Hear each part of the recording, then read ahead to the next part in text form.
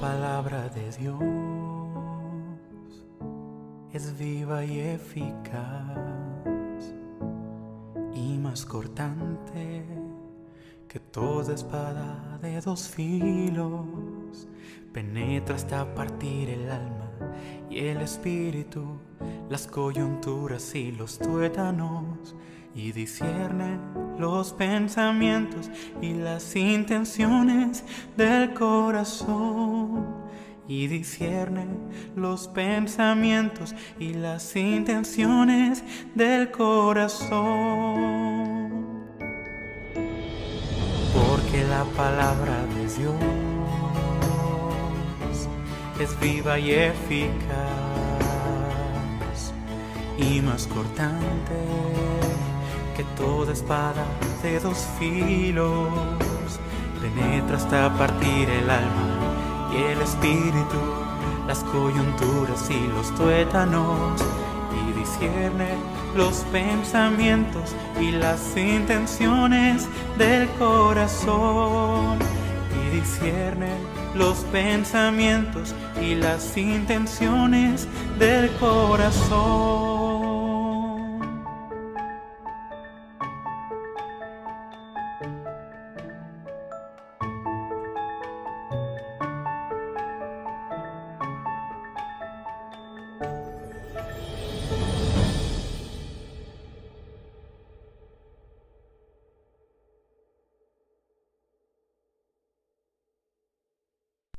Buenas tardes, hermanos. Pues dejaros antes de iniciar la alabanza unos versículos que se encuentran en Mateo, capítulo 24, los versículos del 44 al 47.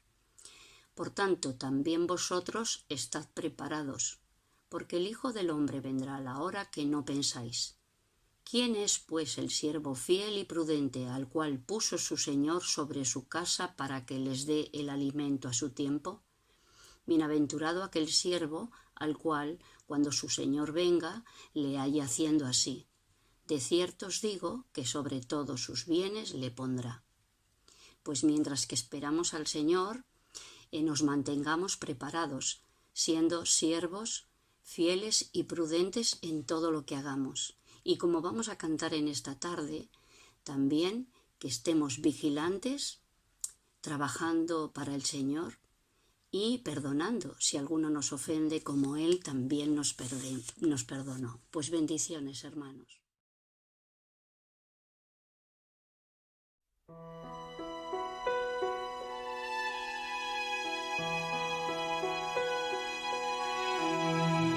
Sed pues perfectos como es el Señor, y su palabra tu guía será.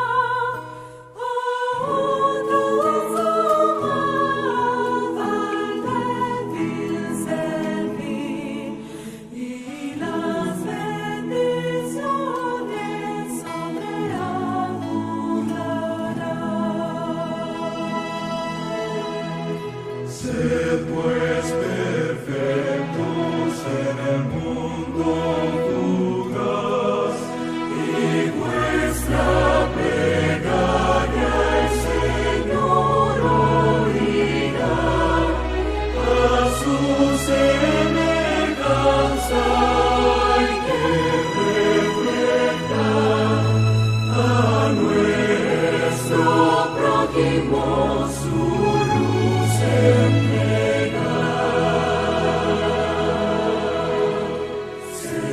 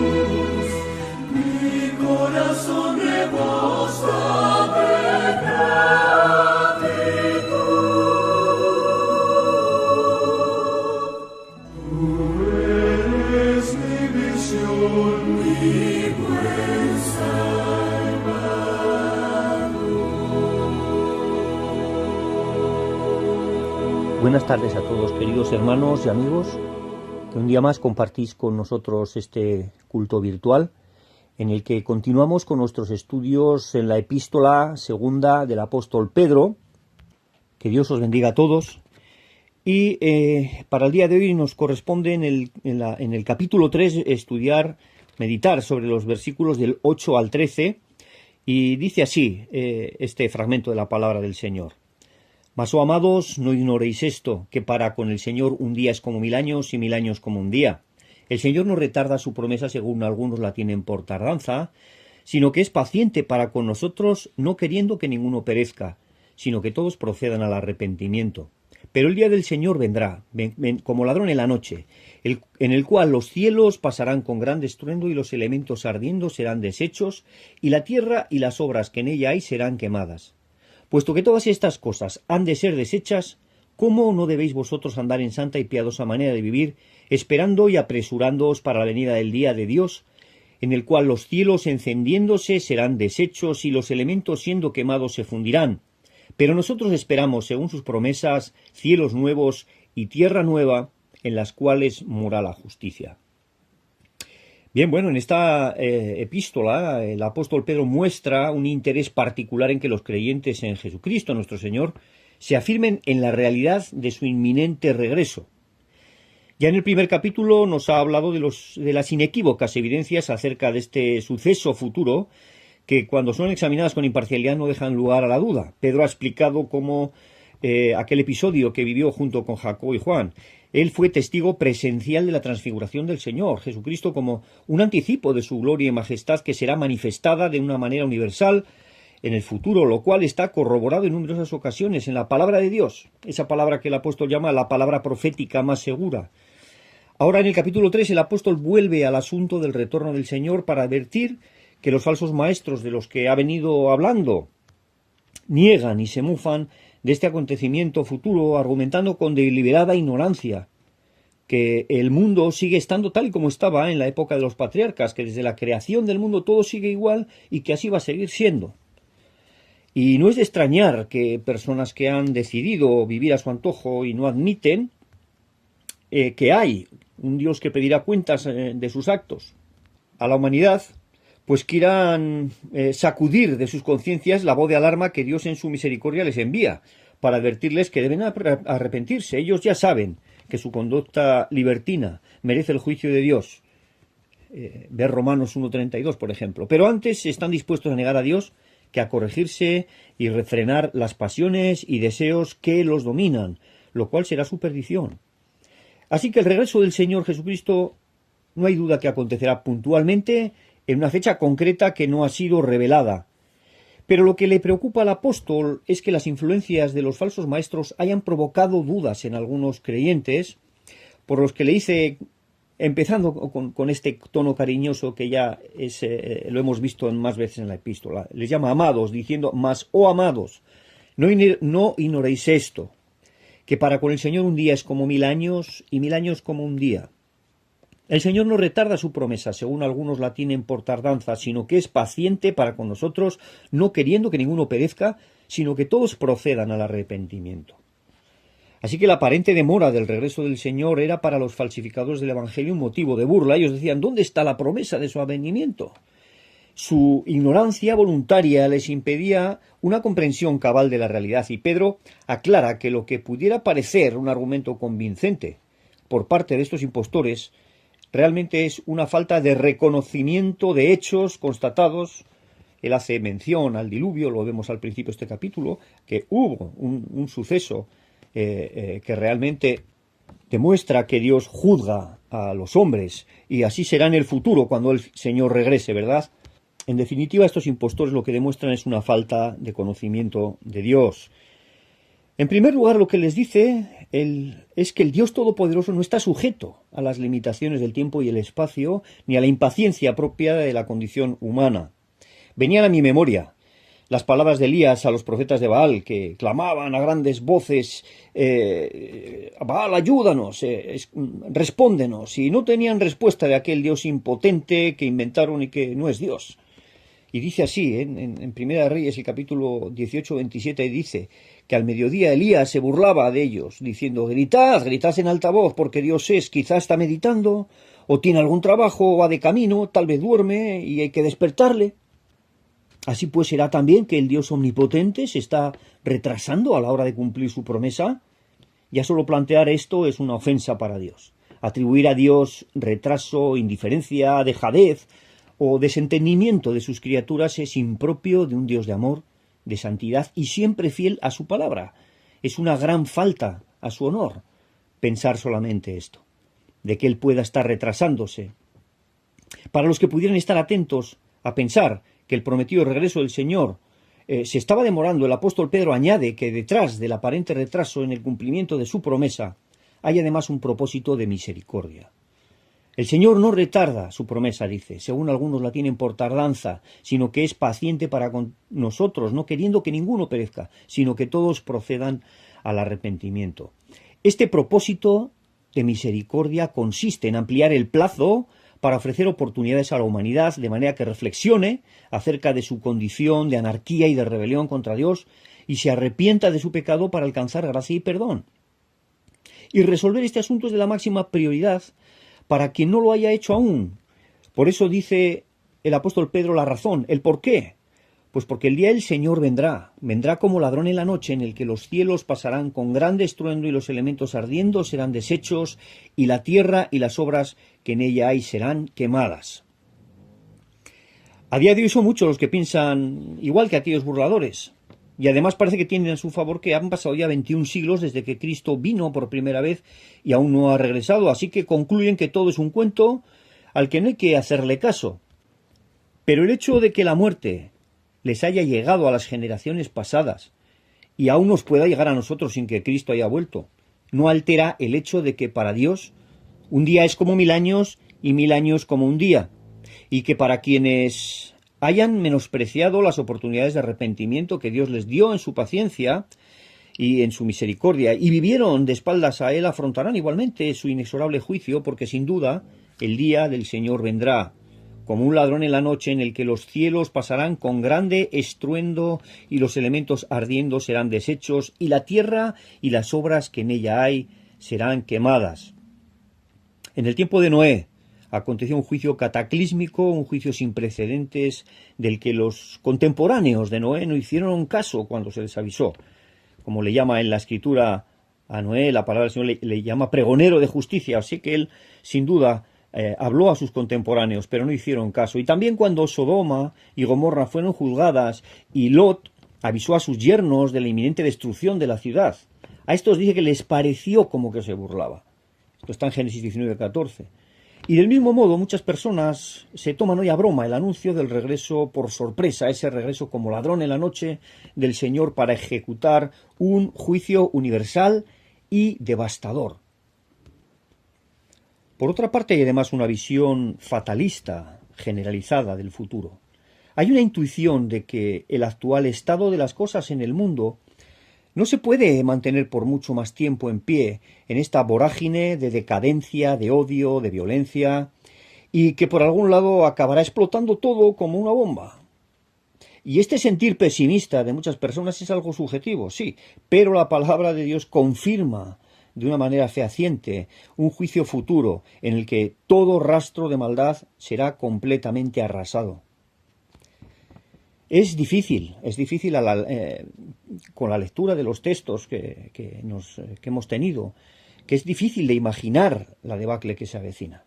El nivel de destrucción que describe la Escritura tendrá un alcance cósmico. Dice que los cielos pasarán con grande estruendo y que los elementos ardiendo serán deshechos y la tierra y las obras que en ella hay serán quemadas.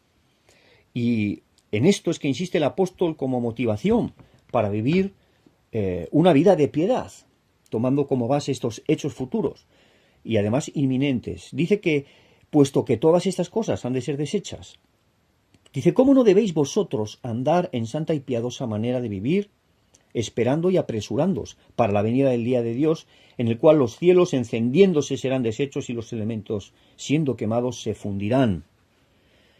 Pues ante semejante perspectiva, la única cosa sensata que se puede hacer es vivir en continua comunión con Dios, procurando ajustarse a su voluntad revelada. Y repite que se quede bien grabado en el corazón, que aquel día los cielos encendiéndose serán deshechos y los elementos siendo quemados se fundirán. Lo vuelve a decir otra vez. Nos lo ha dicho en el versículo 10 y ahora lo repite en el 12. Y hay que decir que esta advertencia no es una ocurrencia de Pedro, sino que es un eco de lo que les había dicho a sus destinatarios que tuvieran memoria. En el versículo 2 de este capítulo 3, dijo que tuvieran memoria de las palabras que antes han sido dichas por los santos profetas y del mandamiento del Señor y Salvador dado por vuestros apóstoles. Sería muy extenso incluir todas las citas que directa o indirectamente se dan tanto en el Antiguo Testamento como en el Nuevo Testamento en relación con el Día del Señor, pero voy a citar solamente unas pocas. Por ejemplo, en Isaías 34:4 nos dice que «Y todo el ejército de los cielos se disolverá, y se enrollarán los cielos como un libro, y caerá todo su ejército, como se cae la hoja de la parra, y como se cae la de la higuera». También en Sofonías, es un libro también este que anuncia estas cosas. Sofonías en el capítulo 1, los versículos 2, 3 y del 14 al 18 dice así: «Destruiré por completo todas las cosas de sobre la faz de la tierra, dice Jehová.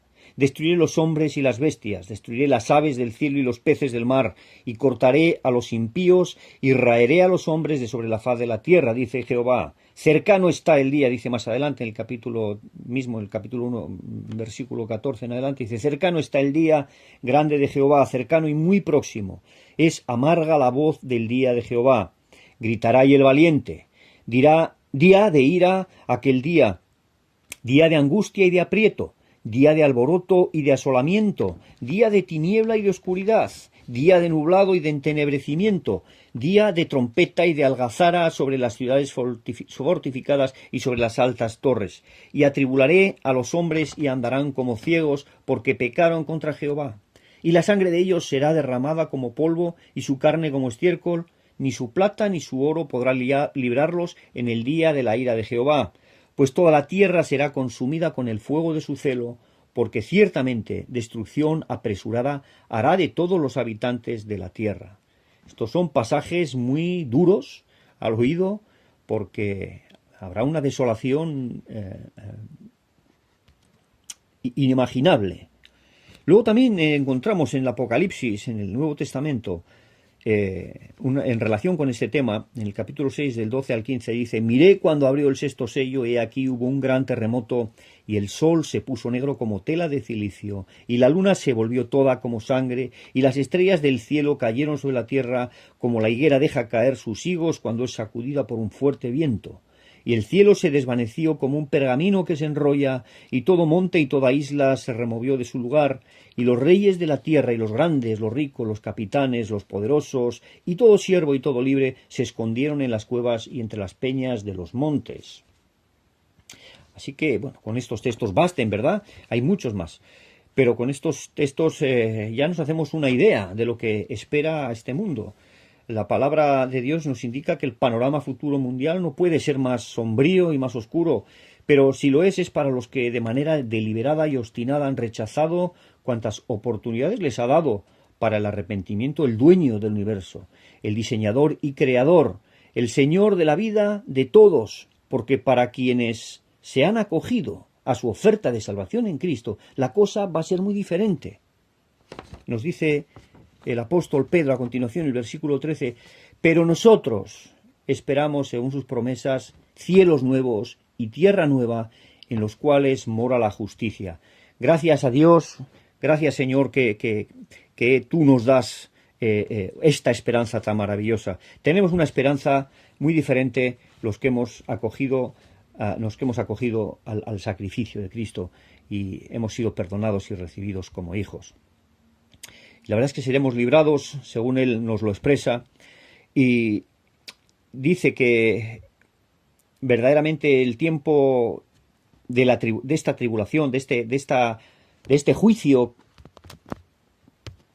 que se avecina, es un periodo de juicio para los impíos y de liberación para los que son piadosos, como podemos ver, por ejemplo, en Malaquías 4, del 1 al 2. Vuelve a anunciar ese día ardiente como un horno, ¿verdad? Dice: «He aquí viene el día ardiente como un horno, y todos los soberbios y todos los que hacen maldad serán estopa. Aquel día que vendrá los abrasará, ha dicho Jehová de los ejércitos, y no les dejará ni raíz ni rama. Mas a vosotros, los que teméis mi nombre, nacerá el sol de justicia, y en sus alas traerá salvación, y saldréis y saltaréis como becerros de la manada.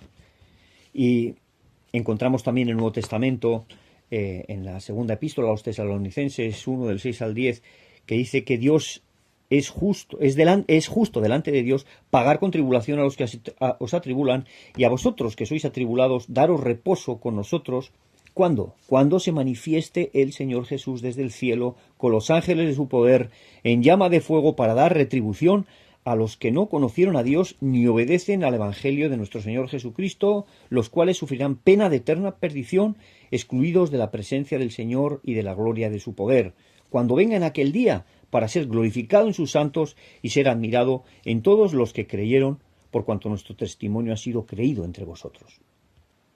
Así pues, como decimos, esperamos, según las promesas de Dios, cielos nuevos y tierra nueva, en los cuales mora la justicia. La verdad es que ante semejante porvenir es un descanso grande, es una paz para el corazón, porque ciertamente este temor, esta sospecha de que algo anda mal y que de que mal va a terminar, es una sospecha que la Escritura confirma, una sospecha de juicio que verdaderamente va a ocurrir, y Dios restaurará todas las cosas. Como nota principal de toda esta consideración, es pertinente la advertencia que nos hace el apóstol Pedro, diciendo que puesto que todas estas cosas han de ser deshechas, ¿cómo no debéis vosotros andar en santa y piadosa manera de vivir? El tiempo que nos queda por delante, ya sea que el Señor regrese o que nos llame a su presencia, es siempre incierto. Todo lo que hay en este mundo es efímero y además es engañoso y sin sentido si no se tiene en cuenta a Dios. Por otra parte, Dios es el ser más deseable, glorioso y maravilloso que uno se puede imaginar. Además, la paz, el gozo, la llenura, la trascendencia que produce la reconciliación y la consiguiente relación de amor con Dios, que fue ganada a nuestro favor al incalculable precio de la sangre de Jesucristo. Pues no es esta una acumulación de poderosas razones para concluir que descuidar este tesoro de la salvación, viviendo de cualquier manera, es la mayor locura, la mayor insensatez que podría hacer un ser humano. Así que para concluir, hermanos, puesto que todas estas cosas han de ser deshechas, ¿cómo no debéis vosotros andar en santa y piadosa manera de vivir? Como hemos leído en 2 de Pedro 3:11. Así que ocupémonos todos nosotros en nuestra salvación, con temor y temblor, porque Dios es el que en vosotros produce así el querer como el hacer, por su buena voluntad. Y os dejo con otro texto que nos habla del amor de Dios. Mirad qué amor nos ha dado el Padre para que seamos llamados hijos de Dios. Por esto el mundo no nos conoce, porque no le conoció a Él. Amados, ahora somos hijos de Dios y aún no se ha manifestado lo que hemos de ser, pero sabemos que cuando Él se manifieste seremos semejantes a Él, porque le veremos tal como Él es. Y todo aquel que tiene esta esperanza en Él se purifica a sí mismo, así como Él es puro. Esto está en 1 de Juan 3, del 1 al 3. Efectivamente, 1 de Juan 3, del 1 al 3. Así que, queridos hermanos y amigos, Maranata, Cristo viene. Que Dios os bendiga.